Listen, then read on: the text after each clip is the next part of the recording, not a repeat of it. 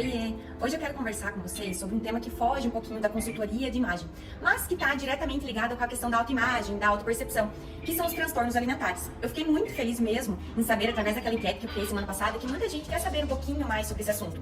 Então, em primeiro lugar, tem um equívoco bastante comum entre as pessoas, é de que o transtorno alimentar é uma escolha ou um estilo de vida.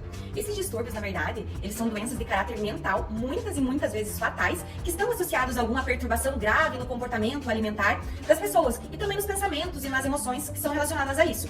O transtorno alimentar, ele retrata o total descompasso ao ingerir alimentos ou então a perturbação psicológica de não se comer. Os três tipos mais comuns são a anorexia nervosa, a bulimia nervosa e a compulsão alimentar. Na anorexia nervosa, o anoréxico normalmente tem um medo muito obsessivo de ganhar peso, se recusa a manter um peso corporal saudável e tem uma percepção irreal da imagem corporal.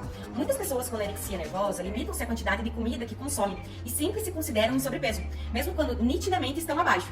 A anorexia, ela pode ter efeitos muito prejudiciais à saúde, como, por exemplo, danos cerebrais, insuficiência de múltiplos órgãos, perda óssea, dificuldade cardíaca e até a infertilidade. O risco de morte é maior em indivíduos com essa doença. Já na bulimia nervosa, o transtorno ele é caracterizado por uma compulsão alimentar repetida, seguida sempre por alguns comportamentos de compensação em excesso, como, por exemplo, vômitos forçados, exercícios excessivos ou até o frequente uso de laxantes e diuréticos. O ciclo da compulsão alimentar e purgação é tipicamente realizado em segredo, criando ainda mais aquele sentimento de vergonha, culpa e falta de controle.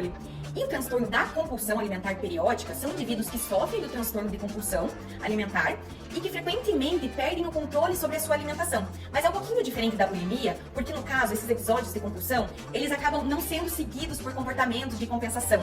Então, por exemplo, não tem a purgação, o jejum, os exercícios. Por causa disso, muitas pessoas que sofrem dessa condição podem ser obesas e com maior risco de desenvolver outras condições, como por exemplo, doenças cardiovasculares.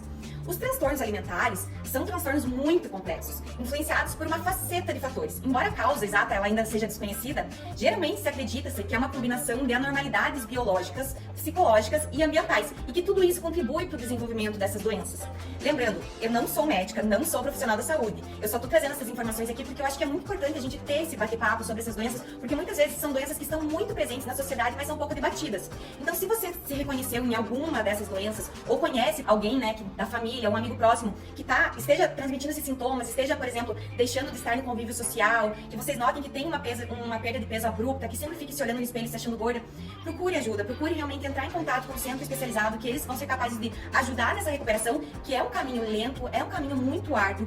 Isso eu digo por experiência própria, porque fazem 12 anos que eu faço o tratamento para anorexia nervosa. É um tratamento que tem altos e baixos, mas que no final a gente vê que vale a pena. Então, procure ajuda, procure um médico, procure uma equipe especializada que possa realmente te ajudar ou ajudar quem você conhece de uma maneira mais específica. No próximo Reels sobre esse assunto, eu vou contar um pouquinho como está sendo, na verdade, o meu tratamento, como foi a minha descoberta, como foi que eu descobri a anorexia, quem me ajudou, os médicos especialistas que estão envolvidos. Novamente, eu não sou médica, eu só estou trazendo aqui essas informações porque eu acho que são de suma importância nessa sociedade que a gente está vivendo, onde o corpo diz muito mais do que o intelecto, diz muito mais do que o que realmente importa. E lembrando que esse tipo de transtorno alimentar, normalmente ele vem com muita culpa. E são transtornos que são muito solitários, então a pessoa ela se encontra numa situação que ela acha que só ela passa por aquilo, e não é verdade. Tem muita gente que passa por isso, e eu posso te dar certeza, tem tratamento, dá certo, e você vai conseguir dar a volta por cima.